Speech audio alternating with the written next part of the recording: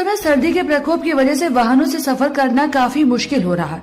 घने कोहरे में आपस में वाहनों के टकराने की वजह से बड़े सड़क हादसे भी हो रहे हैं। इसी के साथ बता दें कि आगरा में थाना ट्रांस यमुना क्षेत्र के झरना नेशनल हाईवे पर 1 दर्जन से भी अधिक वाहन आपस में टकरा गए, जिसमें सभी वाहन क्षतिग्रस्त हो गए। इस सड़क दुर्घटना में आधा दर्जन के लगभग लोग घायल होने से एक की मौत भी हो गई। इस भीषण सड़क हादसे की सूचना मिलते ही राहत बचाव कार्य के लिए आगरा पुलिस मौके पर पहुंची, जहां सभी घायलों को पुलिस ने पहले अस्पताल भिजवाया और बाद में क्षतिग्रस्त वाहनों को हाईवे से हटवाया। नमस्कार, मैं ज्ञानू चौधरी, आप देख रहे हैं इंडिया न्यूज 24। आपको पता ही है कि इस समय शीतलहर का प्रकोप काफी ज्यादा है और बढ़ती ठंड के कारण घना कोहरा भी है। पिछले लगभग 8 दिनों से सड़क पर निकलना काफ़ी मुश्किल हो रहा है और आप लगातार समाचारों के माध्यम से आपको खबरें भी सुनने को और देखने को मिल रही होंगी कि लगातार रात के समय घने कोहरे की वजह से भीषण हादसे हो रहे हैं। इस समय हम मौजूद हैं नगर पालिका परिषद अछनेरा क्षेत्र में और लगातार नगर पालिका के द्वारा ठंड से बचाव के लिए राहत कार्य हेतु यहाँ पर अलाव की व्यवस्थाएं रखी गई हैं। आप देख सकते हैं एक अलाव के सहारे हम खड़े हैं और लगातार इस अलाव के सहारे यहाँ पर लोग मौजूद हैं। इनसे बात करते हैं कि अलाव की व्यवस्था जो नगर पालिका की तरफ से रखी गई है इस बारे में क्या कहना है, बात करते हैं। हमारे साथ मौजूद है नगर पालिका क्षेत्र में। जी, क्या नाम है आपका? मेरा नाम सौरभ शर्मा है, मैं यहाँ अछनेरा का निवासी हूँ। कैसी व्यवस्थाएं हैं यहाँ पर नगर पालिका की तरफ से? बहुत ज़्यादा ठंड है, उसके बचाव के लिए क्या व्यवस्थाएं हैं? नगर पालिका ने बहुत अच्छी शुरुआत करी है। ये यहाँ पे प्रीतम सिंह स्मारक में रैन बसेरे का आयोजन किया गया है और बहुत अच्छी सुविधाएं भी मिल रही हैं, खाने से लेकर सोने तक, पीने तक। अलाव की बहुत बेहतरीन व्यवस्था यहाँ देखने को मिल रही है। मतलब ये है कि नगर पालिका की बढ़िया ये पहल है। जो बाहर से शरणार्थी आते हैं आमतौर पर हम देखते हैं कि अछनेरा जंक्शन स्टेशन भी है और जो नगर पालिका के काफ़ी नज़दीक है और जिस रैन बसेरे पर हम खड़े हैं उसके भी काफ़ी ज़्यादा नज़दीक है। अगर कोई भी शरणार्थी यहाँ पर आता है तो उसके लिए क्या व्यवस्था है? आपने देखी भी होंगी, क्या व्यवस्था है? यहाँ व्यवस्था बहुत अच्छी है। कोई भी जैसे स्टेशन से कोई यात्री अगर यहाँ आ रहा है, रुक रहा है, उसकी बाई चांस ट्रेन लेट भी है तो यहाँ आके रुक भी सकते हैं। उनके जो सिस्टम है, नियम है, जो आधार कार्ड जमा कराना है, जैसे भी है, मतलब यहाँ उनकी ना पूरी सुविधा, खाने से लेकर पीने, सोने, सब तरह की व्यवस्था है। आराम से चाय भी पी सकते हैं यहाँ पर।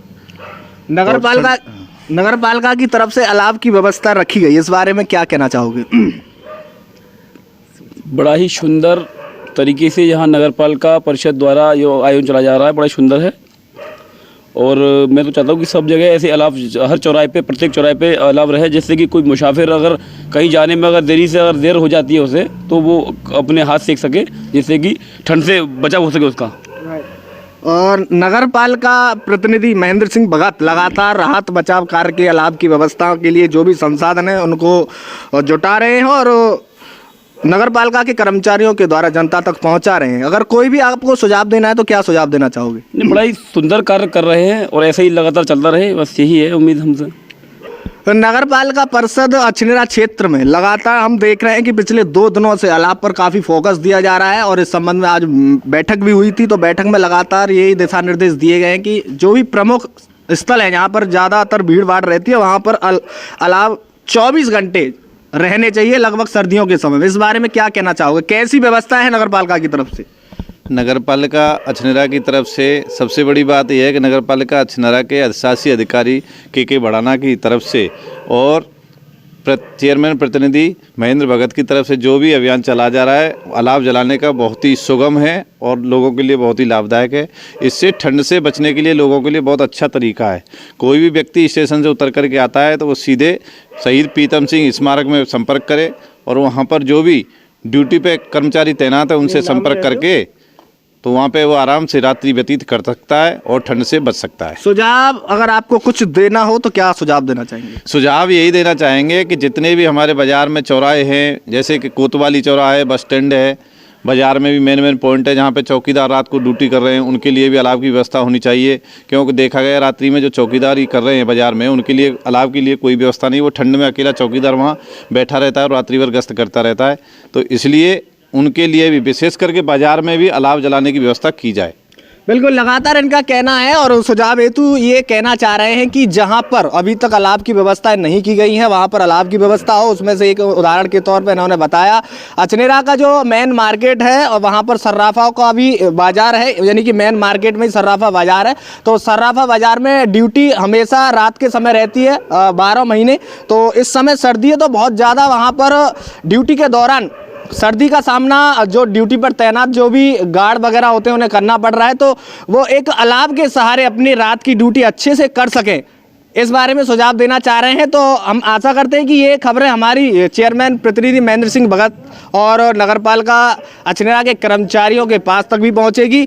तो इस खबर का संज्ञान लेते हुए तत्काल प्रभाव से जहां पर अलाव की व्यवस्था नहीं है वहां पर अलाव की व्यवस्था कराएं। और जो भी राहगीर रात के समय सफ़र कर रहे हैं, चाहे वो दुपहिया वाहन से कर रहे हों या 4 पहिया वाहन से कर रहे हों, लगातार घने कोहरे की वजह से सफ़र करना काफ़ी मुश्किल हो रहा है। तो आप संभल के सफ़र करें, कोशिश करें कि रात के समय सफ़र करने की जरूरत ना हो। यदि कोई भी इमरजेंसी है तो भले बहुत सावधानी पूर्वक आप अपना सफर करें, जिससे कि आप गंतव्य स्थान पर सुरक्षित पहुंच सके। पल पल की खबरें आप तक पहुंचाते रहेंगे, तब तक के लिए आप हमारे साथ बने रहिए और देखते रहिए इंडिया न्यूज़ 24। अगर आपको ये खबर अच्छी लगी है तो इसे लाइक कर शेयर जरूर करें और अभी तक आपने इस चैनल को सब्सक्राइब नहीं किया है तो चैनल को सब्सक्राइब कर बेल आइकन जरूर से दबाएं।